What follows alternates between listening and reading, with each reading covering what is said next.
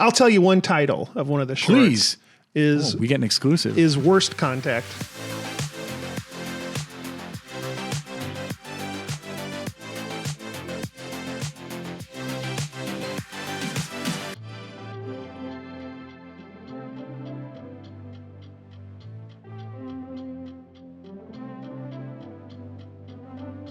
What is up, everyone? Welcome back to the Den of Geek Studio. I am Mike Cicchini, and I am joined by Mr. Casper Kelly. Hello, Mike. Great to be here. It's great to have you because you just announced an incredibly cool project with some shorts celebrating the 50th anniversary of Star Trek the Animated Series. So what can you tell us about these? And then we're going to just go crazy about our love for that show. Oh, great. Awesome. Yes, we can bond on that. So we are doing 5 shorts, each about 3 minutes in length.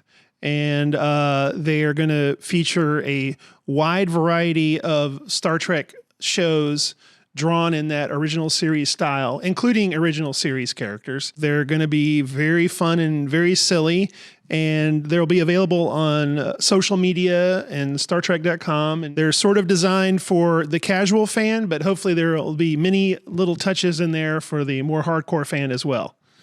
I feel like you're underselling this, Casper, because for folks who don't know, Star Trek the Animated Series premiered in 1973. And it is basically, I mean, you know, there's some questions about canon, but we don't have to get into that. It's basically seasons 4 and 5. Yes. You know, that's what I've been saying. Series. Yes, exactly. And same writers, original cast, DC Fontana's all over it. Yeah. And you have big Star Trek stars giving voice to their characters in this. Like, we're going to have Jonathan Frakes back as Will Riker. We're bringing back Saru and Quark. And there are more that I can't say yet. I want to so badly, but we're trying. I'm so excited. I live in Atlanta, but I want to fly to do the records, to meet these people. And it's not just Star Trek cast as well. It's also some comedic actors that are fans that have never been part of Star Trek and are excited to be suddenly in this universe. What can you tell us about your history with Star Trek the Animated Series, how you first discovered it, you know, any favorite moments and things that you are particularly excited to play around with as you tell these new stories? I'm dating myself, but I was very young when it came out. So let's just pretend it's the 30-year anniversary. Fair. Okay. It blew my ever-loving mind, and a couple things happened in quick succession. I told my mother my first name was now Captain.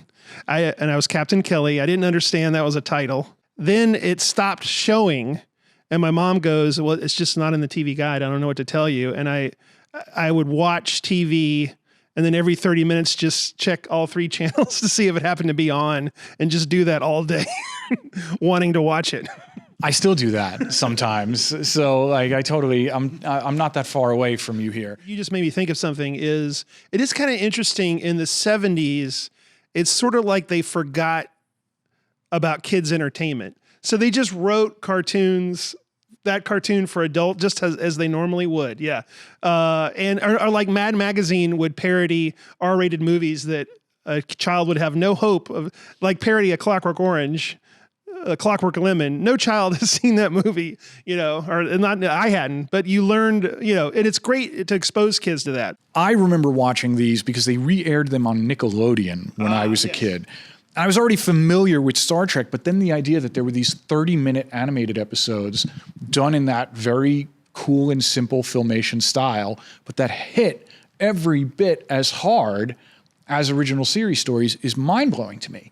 So obviously the designs that you unveiled today, it's very faithful to that filmation style. What can you tell us about working in that kind of style with these characters? I'm working with Awesome Incorporated, which is an animation house out of Atlanta.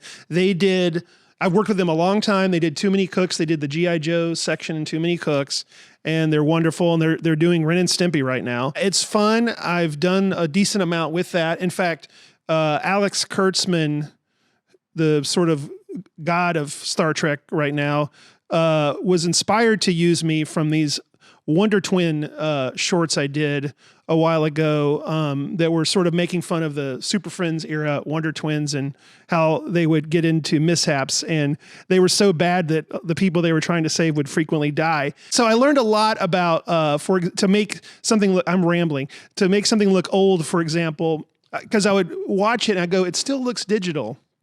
And one of them was a thing called gate weave, which is film, is in those sprockets, and it's not perfectly sized. So the image will kind of just float a little like this. So you have to add a little fake gate weave, just little things like that to make it feel, like that cartoon. So I'm planning to do that again. The animated series notably did not use the classic Star Trek theme. It had its own theme music, which was also really, really cool.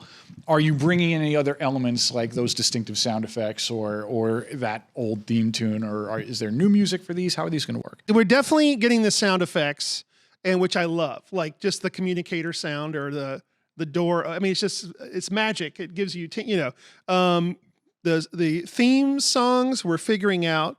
We are going to do a new song we're planning. So yes, I won't say any more, but yeah. So, but we're working on what music we can use and so forth. There's all these rights issues, all this inside baseball. I know that along with the shorts, you're also putting out a comic book that will play in this world. And it's called Star Trek. Is it the Scheimer Barrier? What's the full title? The Scheimer Barrier.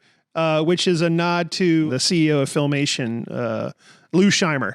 Yeah, it's very exciting, and that also, it's 24 pages. It probably should have been 48 pages. I've always wanted to write a comic book. It's been a dream of mine, and I just packed in so much that I wanted to say and do with Star Trek. So it probably should have been 48 pages, but I hope they're going to let me do more. So, but yeah, it was very fun. And that also will feature characters from other shows, not just the original series. The animated series, there are some episodes in there that I genuinely think are as good as anything in Star Trek history. I mean, there's the one about Spock's childhood pet, which made me cry and still makes me cry. And there's the one, is it Larry Niven wrote one of these, right? And is that right? Yeah, oh my God. So. Yeah. I hope that's right. But and he brings in alien races from his books and stuff like that.